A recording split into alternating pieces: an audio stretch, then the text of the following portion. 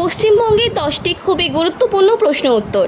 প্রথম প্রশ্ন, তিস্তা নদীর পশ্চিম ভাগ যে নামে পরিচিত? ডুয়ার্স। পূর্ব কলকাতা জলাভূমিকে ঘোষণা করা হয়েছে রামসার স্থান হিসেবে। ভারতের উচ্চ গঙ্গায় সমভূমি ভূর হলো এক প্রকার বায়ুপ্রবাহ দ্বারা সঞ্চিত বালির তরঙ্গায়িত ভূমি। পশ্চিমবঙ্গ ভূমি সংস্কার আইন বলবৎ হয় 1955 সালে। ভারতের central island water transport corporation এর সদর দপ্তরটি অবস্থিত কলকাতায়। কলকাতায় মেট্রো রেল চালু হয় 1984 খ্রিস্টাব্দে।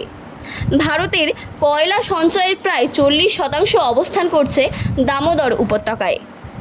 ধনেখালি কী জন্য বিখ্যাত? তাঁত শিল্পের জন্য।